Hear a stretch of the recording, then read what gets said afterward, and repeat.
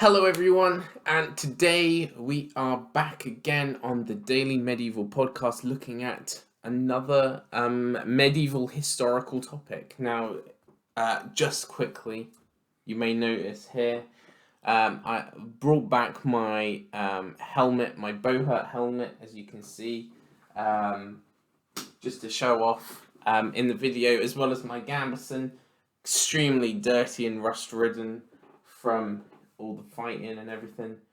But just thought I'd put that in the background for you all to enjoy. But nevertheless, today we are back and we are talking about quite an interesting, fascinating topic actually, because we've spoken before about what was it? It was political unions. This is back in like episode 2 even. Political unions, imperialism, different political aspects in the medieval era. And today we are looking at another political aspect. We are looking at election. You'd think that's kind of a modern term, but election wasn't necessarily rare in the medieval era. England had kind of a very weak system of kind of election in terms of kingship and succession, but the best example, and the example we're going to look at today, is what is known as the Holy Roman Empire. Kind of, in a sense, modern Germany, including kind of parts of Austria, kind of what we would call Bohemia, northern Italy, and then at some point even Sicily. But what we need to understand is that within this empire, and what we will come to find, is that there was this whole system of electoral succession, that it wasn't simply a divine right of kingship, that the king was chosen and that he had a specific bloodline that was kind of sacred and meant to be and destined to be a monarch. Rather, what we will come to find is that there was these processes when a king died, which involved then the election of a new king, which is really, really interesting. Because typically, obviously, when you think of the medieval era, you postulate these ideas of feudalism and kind of monarchy, but actually, within the medieval era, there was a lot of different ways in which people ruled, and this is one of them. And what we'll come to find, it was actually a rather successful one. It endured up until, I believe, 1806, something like that, in the 1800s. But today we're talking about the 11 to 1200s. So between kind of more or less the late 1100s all the way up to the late 1200s. And yeah, let's dive in. So let's go back. I have my notes here, so you may hear that. So the way that we're going to explore this topic, I think, is through a series of, I guess, sources, contemporary sources, letters, decrees, sources which all involve this idea of royal election. And by understanding these sources, we'll be able to kind of understand the electoral processes. So the first of which is in 1198 to 1199, in which we see the election dispute between Otto of Brunswick and Philip of Swabia. Now, in a letter to the Pope, at this point Pope Innocent III, Otto pleads to the Pope for approval and confirmation of election, and we see that it is co-signed by his supporters, of whom are the Archbishop of Cologne, the Bishops of Praedburn and Minden, Abbot of Indus, Henry Duke of Lotharingia, and Henry Duke of Cooke. Now, what's really interesting here is that we see a collection of both the ecclesiastical and the laity. We see dukes and archbishops, but all these co-signing people, all these supporters are from kind of the upper ends of society. Now, if we cut to Philip's letter, so Philip also sent a letter for approval to the Pope. We also see that it is equally co-signed by similar people. He has 3 archbishops, 6 bishops, the Chancellor of the Imperial Court, 4 abbots, the King of Bohemia, and 5 dukes, including Saxony, Bavaria, Austria, Lorraine, and amongst others, 4 marquises and other nobles. So we see again, both lay, both ecclesiast, supporters involving in kind of this electoral kind of process. Now, we actually then have Innocent's decision. Now, typically in modern day, if we were to look at this, and I remember reading these sources, have a think to yourself about who do you think would win. We have Otto, who has, I'd say, what, 1, 2, 3, 4, 5, 6, 7 or so supporters, compared to 9, 10, 14, 15, 20, 24, at least 24 supporters of Philip. So in the modern day of politics, you would imagine, because we of course go by majority vote, that Philip would win. The Pope, however, decrees the following. He says that Otto is more capable at governing than Philip, and as such, Otto should be the one to take the throne. Now, this I thought was incredibly surprising because it shows that in the electoral decisions, a voting majority does not matter. Instead, what we see is that there is potentially a seniority to voting. There's a multitude of factors that play into how someone may become elected. One of which is seniority. We see, for instance, that Otto has the Archbishop of Cologne. Now, Cologne, of course, is one of the most prolific monastic sites in the HRE.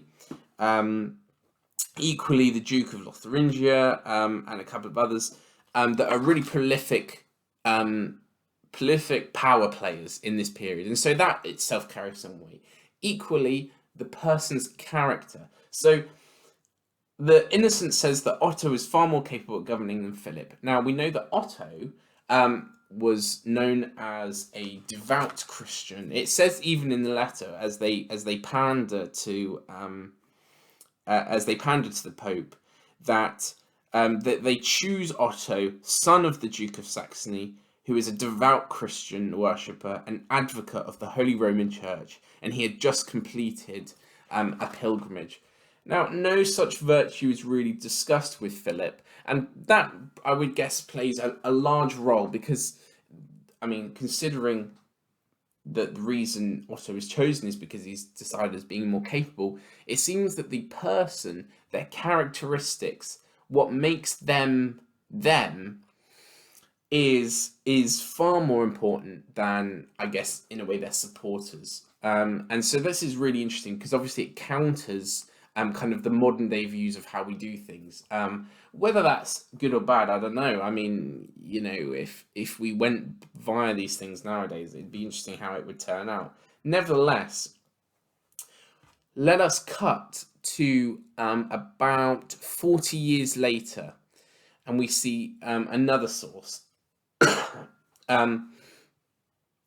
in which is the Electoral Delegates. It's a law book from 1220, and then there were successive updates made in 1274, 1275, and 1276. Now, this discusses in great detail and is a fantastic source in providing information on the Electoral Delegates because it discusses the process of election. So it says that at first, at the royal election, the first person to vote is the archbishops of Trier, of Mainz, and Cologne, the 3 most prominent ecclesiastical sites in the Holy Roman Empire.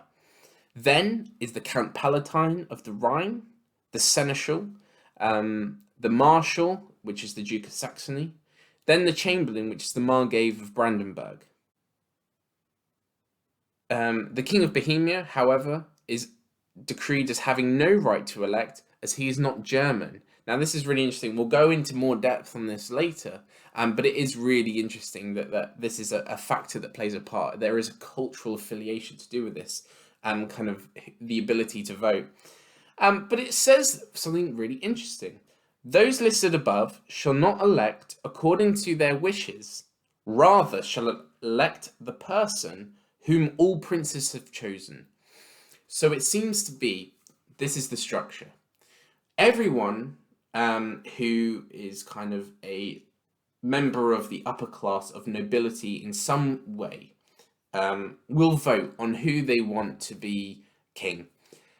Of those people who are chosen, we will then see a kind of electoral committee then choose from that selection who will then be king. So there's a few different stages, which is really interesting in how a king is selected. And we see the Annals of Stade, which is in the mid-13th century, kind of corroborate this kind of thing. It says that the Palatine gets a vote because he is seneschal. The Duke of Saxony gets a vote because he is marshal, and the Margrave of Brandenburg gets a vote because he is chamberlain. The King of Bohemia, however, cannot because he is not German. So when we look at kind of this electoral committee, we can see that already 3 of its members are chosen because they hold high offices in the court of the king. The seneschal, the marshal, and the chamberlain, all of whom are kind of, the king's closest people, all are part of the electoral committee because they hold such high positions in court. And so let us look at then the electoral decree of Conrad IV in 1237. Now, those who voted in this electoral committee was Theodoric of Treves, Archbishop Eberhard of Salzburg, Egbert of Bamberg, the Chancellor of the Imperial Court, bishops of Freising and Padua, Palatine Otto, Count of the Rhine, Wenceslas, King of Bohemia, Henry of Thuringia, and Duke of Carinthia. And so this is quite interesting because we see 11 different supporters. Now, cut to 20 years later. Now, as I say, the electoral degrees that we just looked at were kind of although they were slightly before, but they were also in the 1270s. Is that there becomes a formalized structure of this electoral committee. We see here there's 11 different supporters, and we see before the 1150s that this electoral committee could span, various different kind of numbers. However, this is then pinpointed and structuralized to only include 7. So we see that in the draft of the bull in 1263, another source, it specifies that upon election there are 7 key electors which form a committee, and it was only ever 7. And now we see, if we turn to the royal decree of Albert of Austria when he becomes king or emperor in 1294, we see 11 electors. We see Archbishop of Mainz, Archbishop of Treves, Archbishop of Cologne, Wenceslas of Bohemia, Count Palatine of the Rhine, Duke of Saxony, Marquis of Brandenburg. And we see, as we said, those 3 positions which are those which are part of the King's Council. We see the Marquis of Brandenburg, who we know was Chamberlain, the Duke of Saxony, who was Marshal, and the Count Palatine, who was Seneschal. So we see that there are out of these 7 positions, 6 of them are reserved in a way, predetermined roles for specific people. 3 are for the archbishops of the 3 main monastic sites. 3 are for the those closest, those court officials in the King's Council. And then we have the Wenceslas of Bohemia. Now, as I said, back in what was it, 1220s to 1250s, we see that Bohemia is given no right to elect as he is not German. Now, this is given a couple of times in a couple of sources. We see in the Annals of Stade the same thing, because he was not Teutonicus, which means, translates roughly as German.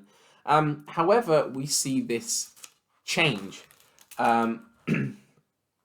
We see that eventually, in about the 1290s, that the King of Bohemia attains the role of butler, royal butler. Now, this isn't in a literal sense, but we see that when King Albert is consecrated as king, and there is a celebration, that the King of Bohemia basically is an events planner. He handles the kind of logistics of celebrations, of festivals, things like that, which is why he's then called the butler. Now, because he holds this kind of role, he then becomes one of these official electors, and this is a protected position.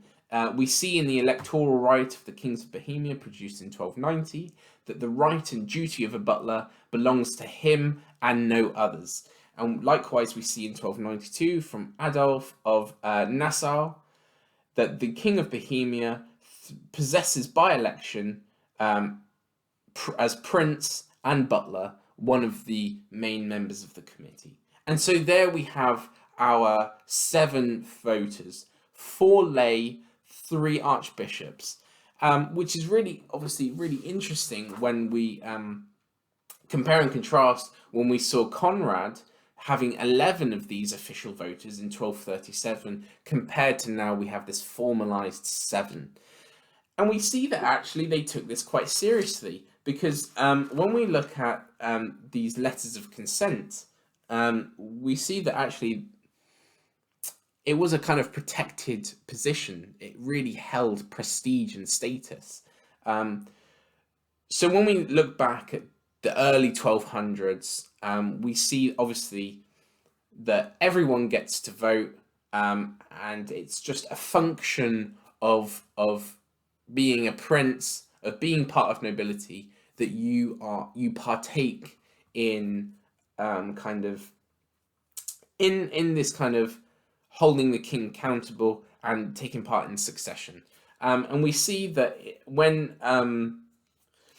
Frederick, is it Frederick? Yes, it is Frederick. Apologies.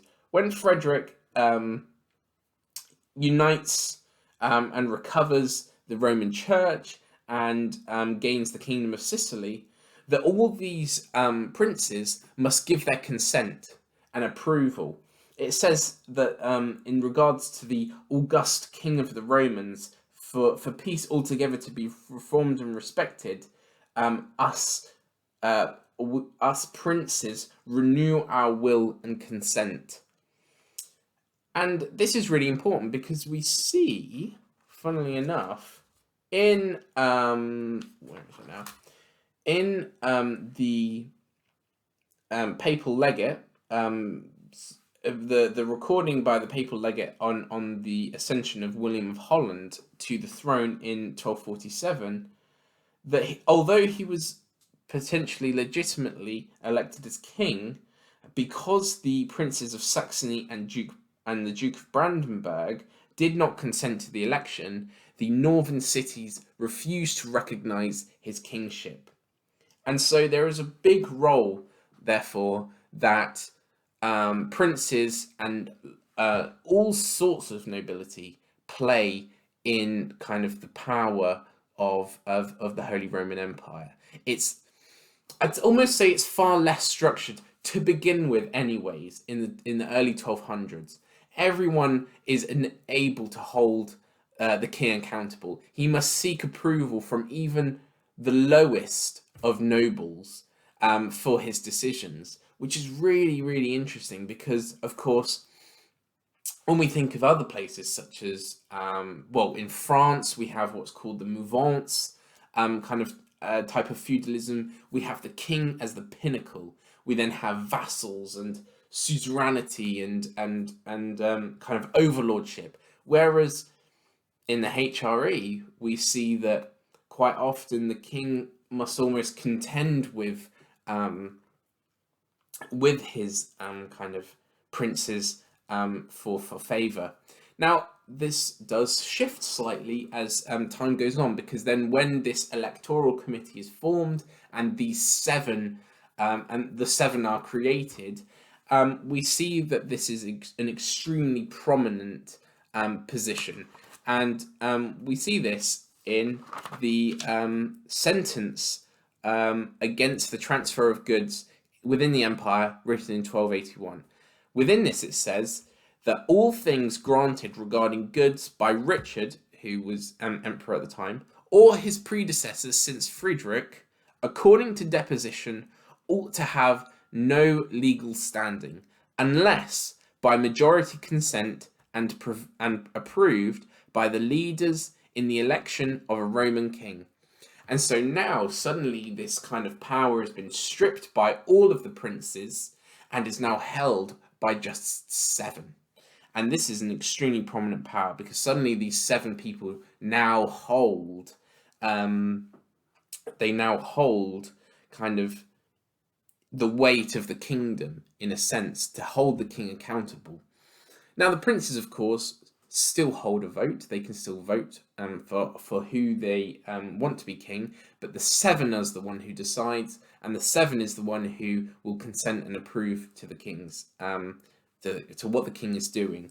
And we see that this is a really important role in what is called the Nuremberg Diet of 1298, because we see that when King Albert ascends to the throne, there is actually a really small succession crisis that occurs.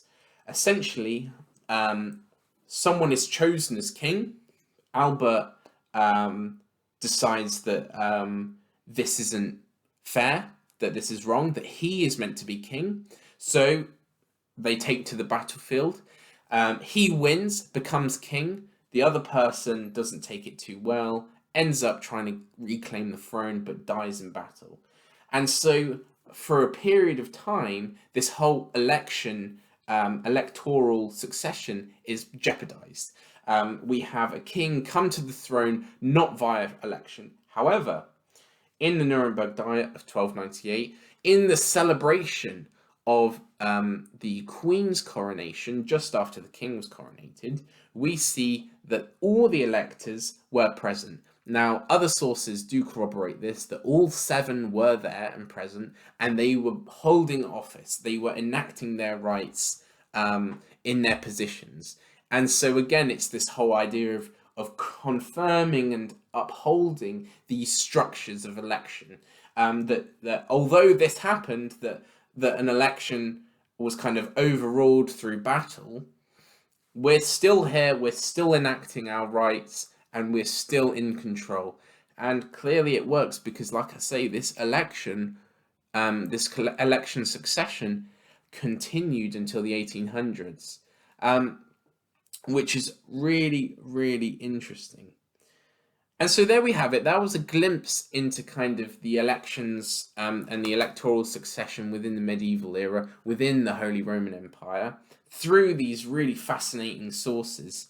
And we see some really different, some really interesting insights, I think, and allows us to understand this topic. We see these positions in King's Council, such as the butler, the seneschal, the marshal, and likewise we see how kind of power shifts over time, and how these kind of things become formalized, but also how everyone aimed to uphold this structure. I would argue mainly because it gave them a lot of power. We see in England that obviously we have kind of sorts of kind of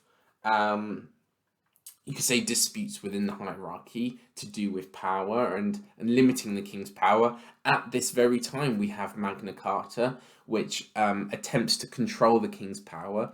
And so here, within the Holy Roman Empire, suddenly we see that although he is emperor, the king is held accountable to the seven and to all the princes, which is really fascinating. And clearly, it kind of worked to some degree.